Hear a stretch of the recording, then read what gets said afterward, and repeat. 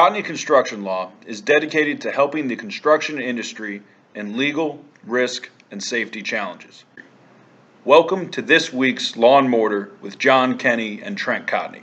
Welcome to another episode of Law and Mortar. I think this is our 7th episode. John, as always, I want to welcome you. We got a lot to talk about today. A lot of different issues have come up since last time we talked. And I guess I always want to start off with maybe a little bit of history, talk about, one type of roofing system, and then kind of go into some of the other things from there. So I guess tell me what's on your mind, John.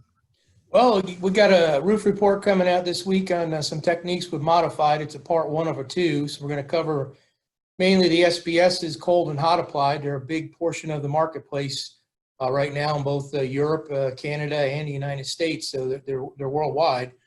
A lot of people think that modifieds are a fairly new product, which in the lifespan of roofing, they are. But actually, the original modified dates back to Scandinavia in 1929. And the modifier that they used to mix with the asphalt was actually whale oil, believe it or not. And they got a patent on it, even though the original patent has been destroyed. But there's a historical record that was the first modified roofing introduced into the industry. So it took quite a few years. It really didn't catch on full speed till the 60s in Europe and introduced in the 70s in the United States. But it was really about the mid-80s before it became a commonplace roofing option. So I thought it was pretty interesting, that we have roots almost, 91 years? Yeah, it's amazing.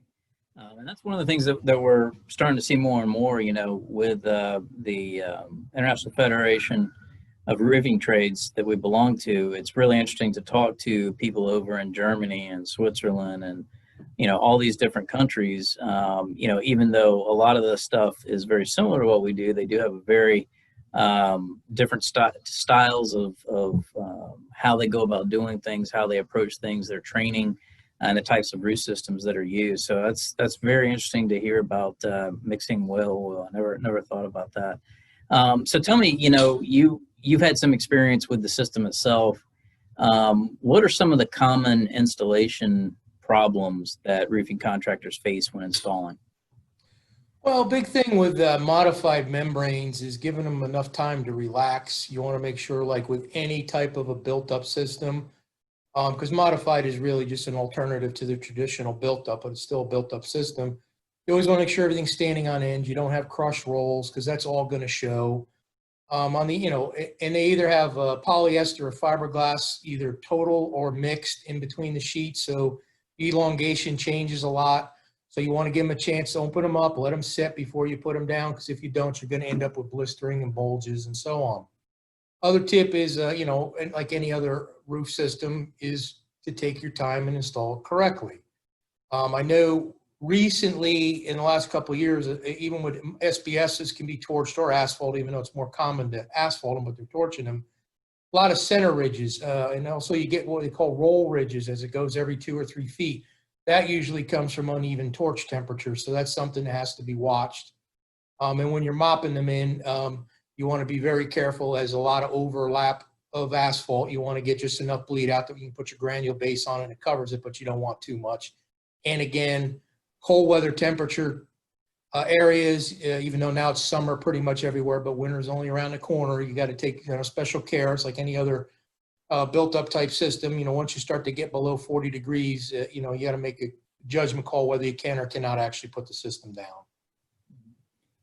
It's interesting from the legal side. The stuff that we normally get has to deal with a lot of what you just said, problems with the finished workmanship. It's either blistering, cracking, bubbling, that kind of stuff. And one of the things I like to do contractually is that if you have that, maybe you've got an isolated problem because the temperature wasn't correct, or it might be too cold outside, or whatever the issue is. What I like to do contractually is specify in the warranty the types of problems that you may experience as a result of installing that kind of project, and then tie that into the warranty to make sure that you're educating the customer. One of the things that a lot of roofing contractors don't understand is that the contract itself, it provides a lot of legal basis to help you prosecute claims and defend against claims, but really the primary purpose is to educate your customer. It's a great thing if you've got, a modified system you're putting down, and, you can expect that there's going to be a couple issues you're going to have to go back over and handle. It just happens, right? So what better way to explain that than up front saying, look, we're going to put the system on. If there's any issues, we go through this inspection process. It's covered by your warranty. Here it is where it specifically says that, and you go into it a little bit more detail. Okay, we all know that the best way to avoid disputes is maintaining that customer relationship, right? Customer service is always the first line of defense, and your contract is that trench that you fall back into.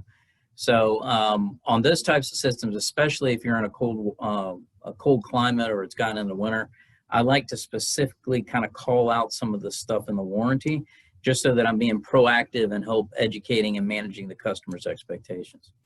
John, I want to turn a little bit to something not related to modified, but something that I've been getting a lot of, and I know that our other lawyers have seen a lot of this, and that is residential contractors, roofing contractors that are dealing with chimneys, okay? And there's a couple of different issues that I face, okay? One is improper flashing, and I'll ask you, what the proper way is to flash that. And the second is a lot of times you get into having to recreate portions of the chimney, and you start delving into structural, okay? And you start getting into work that may go beyond, depending on, which state you're in, your license capability or your skill set capability. And one of the things that I like to do is make sure that if you are going to be doing that kind of stuff, and you know that it comes up, you either address it ahead of time in your contract, or before you get to it, you address it in a change order. Okay, this is the kind of thing, I know most residential contracts, you don't have changes, it's all time materials, I got that. But there's a lot of liability that happens because of improper flashing or improper install or repair of chimneys. So John, what's been your experience with chimneys on projects, and what kind of things have you seen? Well, depends on the construction of the chimney. There's brick chimneys. We do run into a lot of stucco chimneys, especially in the South. And in other parts of the country and around the world, you run into stone chimneys. Honestly, on stone chimneys, there's not a whole lot of guidance on that. You got to do the best you can, because usually stones are cut in and out, and it's hard to rake the joints to do it properly. So you may have to do a compression with the flashing going up, and then a compressed type surface mounted counter flashing. Sometimes that's unavoidable. But on a brick type chimney, the best way is always with step flashing, and cut out your grout line in your brick and make sure the flashing returns into the chimney, into the brick, and then you pin it and then either regrout it or caulk it. What a good grade caulking works and acceptable in the marketplace. Stucco, this is the most painful one. Not only affects on residential so much as the chimney, as it also does if you're going up against a stucco wall. So that's another one I'm sure you've run into a lot.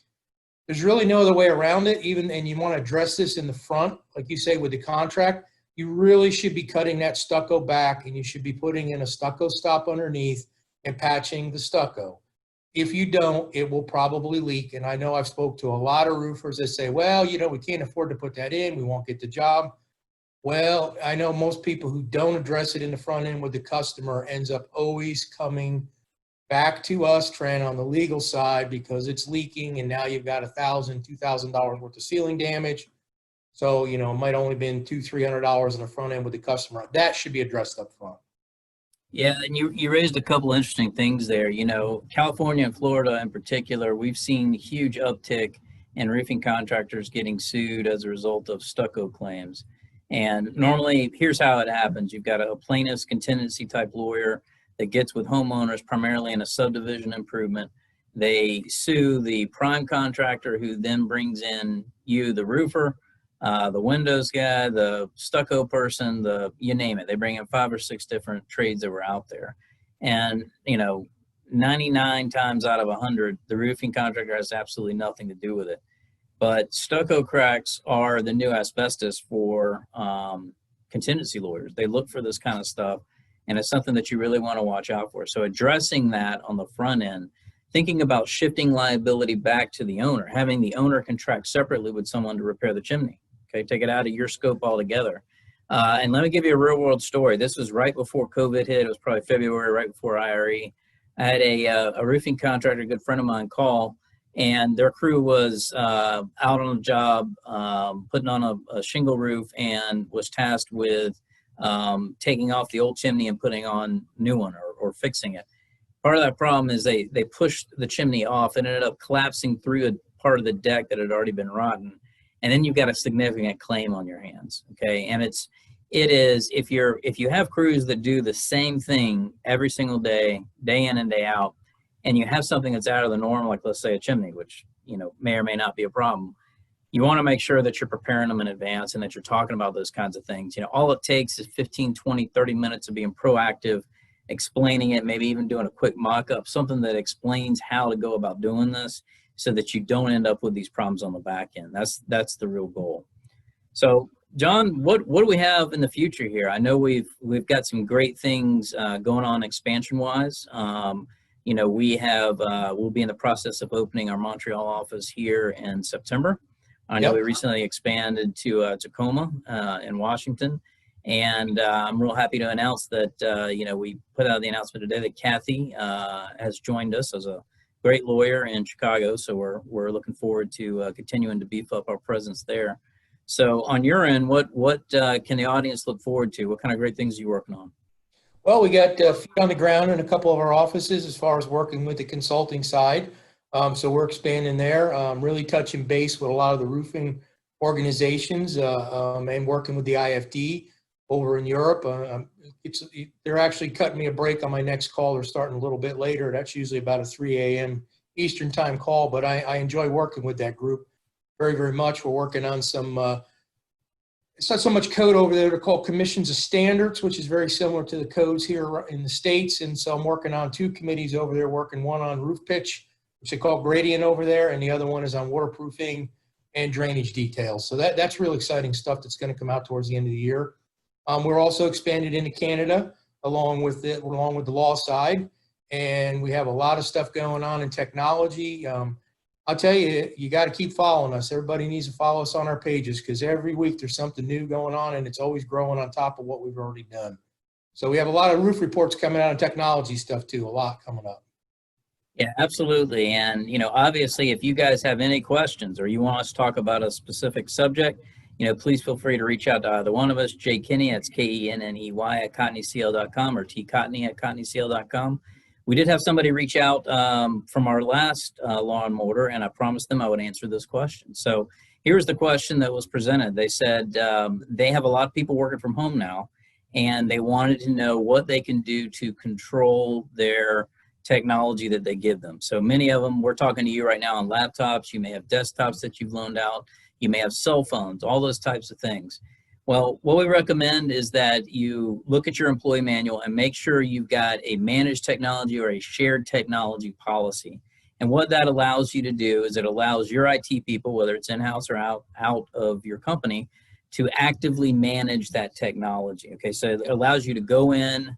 There's no privacy risk. They can't assert privacy because you have set it in the policy. You can see what they're doing. You can monitor it. You can make sure that they've got the required virus protection, firewall protection, all that kind of critical stuff. Absolutely essential that you have this policy given COVID-19. Any other questions on that, or you want a deeper dive, feel free to give us a call. So, John, going to wrap it up there. As always, brother, it's a pleasure. And stay tuned for next time. We'll have some great topics for you guys. Thank you. Talk to you then.